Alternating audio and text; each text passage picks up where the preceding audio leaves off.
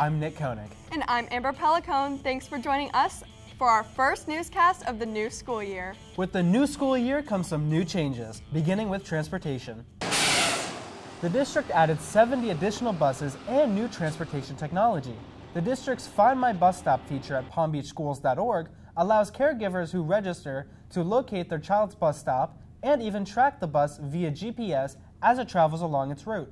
Well, we want to be able to give the parents and caregivers some information where they can go into their computer and see where the bus is, if it's running on time, or any types of delays that come up. The system experienced some problems during the first couple of weeks of school, but the transportation team has resolved most of the issues. Yeah, new bus routes have been added, and parents are encouraged to review this updated information. There are also lots of on-campus changes. 16 schools such as Lakeshore Middle School in Belglade are being led by new principals this year. I want the students to win. Not only win in school, I want them to win in the community, I want them to win in life. And I'm so proud of the efforts of our teachers. Students and staff in the Glades are also buzzing about 2 rebuilt and remodeled schools, Gladeview Elementary in Belglade and Rosenwald Elementary in South Bay. Students around the district also now have more career and choice options than ever. Superintendent Robert Avosa visited Grassy Waters Elementary School, where he toured the school's new biomedical and veterinary program. This program is one of 13 new academic programs that the district added this year to its list of nearly 300 such programs. Those are the sounds of a VIP welcome at PBIA, as students and staff welcome a new teacher from China. He will be spending the year teaching students at Watson B. Duncan Middle School how to speak Mandarin and understand the Chinese culture. It's a very great chance for me to be here and to share my teaching experience with my colleagues, my new colleagues. Yeah, it's very nice. And also, China is a great country. America is a great country. Yeah, we have some mutual things to exchange. Several other teachers are now sharing with students information they learned during summer externships. Reporter Claudia Shea shows us how partnerships between the school district and the business community make this all possible. Innovation and methods of exploration service daily at this waterfront Lockheed Martin facility in Riviera Beach. Marlin, an autonomous underwater vehicle developed by Lockheed Martin, serves many purposes, including conducting deep water inspections for the oil and gas industries. So you want me to pull it out? Yeah. Lorraine Plagman, a teacher from Jupiter High, worked on Marlin over the summer as part of an externship with Lockheed Martin. The Marlin is a vehicle that's unmanned, it's electrical, and it can easily go to places where people cannot go. So it can assess damage, and it has an onboard computer, and it collects all types of data, also videos, and gives them a lot of information very quickly. Information that will also serve as a teaching tool in the classroom. It's going to help my students because a lot of the things that we learn in physics, people are applying here. Lockheed Martin is one of several business giants that offered local STEM teachers externships over the summer. Florida Power and Light, Florida Crystals, NCCI, and the South Florida Science Center and Aquarium also worked with educators. So our little exhibit is about liquid motion. I've worked with the educators. I have done the planetarium shows. I have done exhibits on the floor, interactive exhibits with patrons. I have contributed in several different ways. These externships are a win-win for teachers and the businesses using them. The externship program benefits the Science Center in so many ways. Not only do we get a fantastic teacher like Jackie to help us out for the last month, we know that Jackie is going to take back experiences to her classroom from the Science Center that she wouldn't normally be exposed to. Children and adults in our community will soon be exposed to Florida Power and Light's new Manatee Viewing Center. Teacher Rebecca Stanek assisted in the development. FPL has brought me in to help them develop a curriculum, or you could call it a training guide, for some future staff members that they're going to be bringing in to be guides for the visitors at the new Manatee Lagoon. center. So I'm putting together educational material about manatees. Teacher Julius Guerrera also served as an extern with FPL at its Juno Beach facility, working with teams in the Information Management Department. We really wanted to find ways to increase teacher capacity and to bring real-world experiences into the classrooms. And what better way to do that than to have teachers working directly with companies in subject areas that they teach. NCCI, the National Council on Compensation Insurance, also hired 2 teacher externs to aid in the company's analysis of data. And we essentially are looking at developing a new model that would be able to detect some sort of outliers or anomalies in the data set. Well, I am interested in developing myself professionally and as a lifelong learner to show the kids that no matter what you've done in life, no matter how old you get, you can always learn new things. Florida Crystals also offered an externship at its Okeelanta Mill and Refinery. Teacher William Rubin assisted in the Agricultural and Industrial Research and Development Department. Like Marlin, teacher externships offer new depths in uncovering educational information benefiting our teachers, our schools, and our community. Claudia Shea reporting for the Education Network, keeping you informed. Business leaders also teamed up with educators during a recent economic forum. And again, the goal was working together to improve education. This was a scene at the Kravis Center as the Central Palm Beach County Chamber of Commerce hosted its event called Preventing Florida's Brain Drain. Preparing students for jobs in the 21st century takes a first-rate education. And as Superintendent Robert Avosa explained to guests at the Economic Forum, a commitment from the business community. We need partners. This board and I are going to have to make some tough decisions over the next 12 to 18 months. And we need business partners, community members, and others to say, let's do what's right for kids. Let's make the tough decisions, even though sometimes that means that there'll be some adults who don't feel comfortable with the change.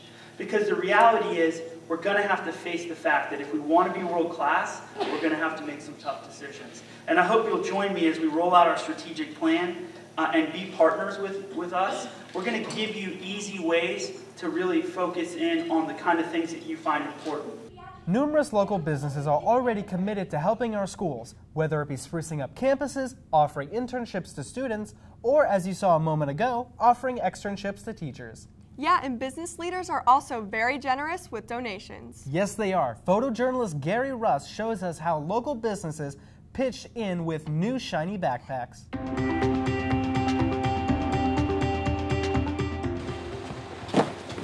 Well, today we're excited to partner with World Vision, our charity partner, and COPS Monitoring, a local monitoring company and well-known company in the security industry, to donate a bunch of school backpacks to the local children here at the school in Crossville.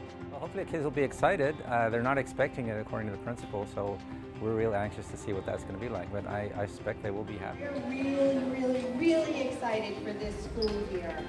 It's important to show the students how much our community really does care about them, and that as a team we can all do this so that we can make all of these students successful one day, so that they become productive citizens and give back again to the same community that they grew up in. It helps them start off the correct way, that they'll have the right notebook, the markers, the pencils, the paper, the folder, so that they can get themselves organized from day one, and then they can be successful throughout the year. I love it! I am so proud to be the principal here at Cross Point, to work with the amazing people that donated this, and 750 amazing students and staff. This today for my teachers to know that they don't have to go out and dig into their own pockets to buy some of the things that the students need. So as a principal, I couldn't be prouder of the staff that I work with and the students that I'm here to help move forward. I felt happy, I felt appreciated, and I'm also excited, and I'm thankful, and I really enjoy it, and I'm glad to be having this stuff because I do need school supplies. Today was so overwhelming for all of the students. They had no idea that they would all be receiving backpacks filled with supplies. The looks on their faces, some of the students were hugging them as if they were like a personal teddy bear. They're overwhelmed with joy, happiness, and I know that this is the first step in putting them in the right direction for the rest of the school year.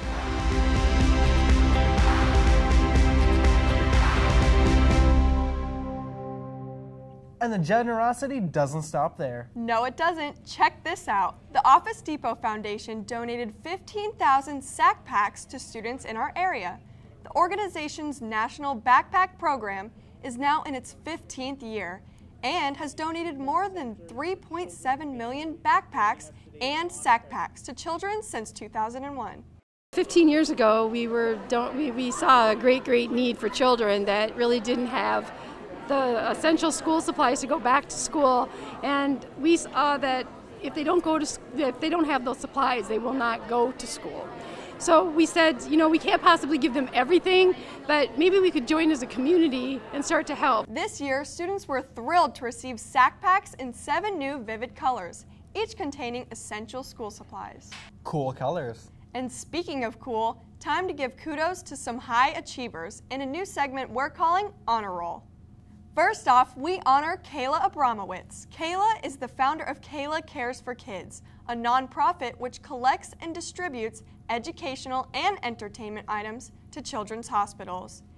Kayla is this year's national winner for YAY, an acronym for Young Entrepreneurs Academy.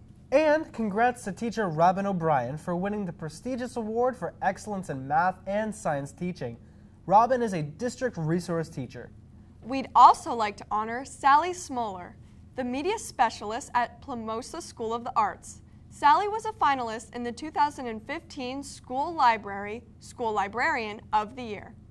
And speaking of outstanding, just ahead, the spotlight shines on Addison Mizner Elementary School. We'll show you what this school offers students in Boca Raton. Stay with us.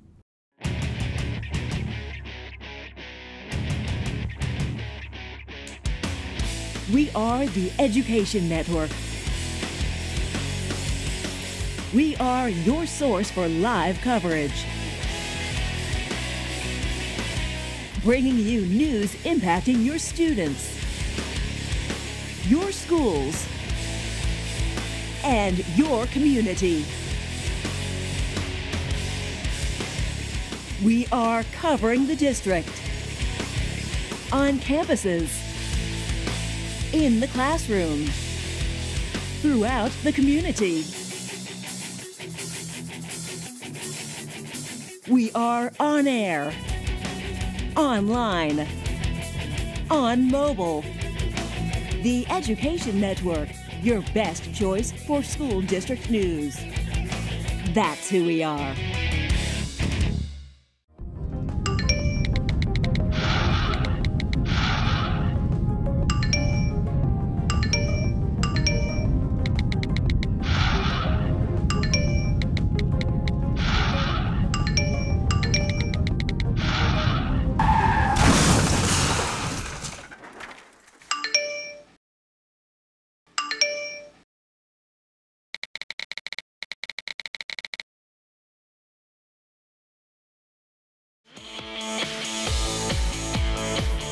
Welcome back.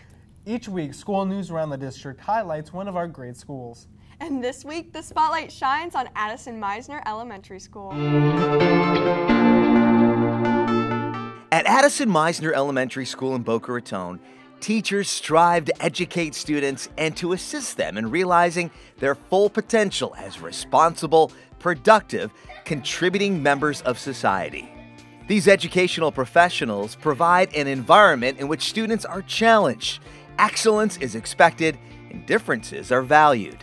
We like to go above and beyond and do those enrichment activities. Sure, you can read about the immigrant experience in a textbook, but these second graders are acting out what it was like for people coming to this country for the first time. What in America?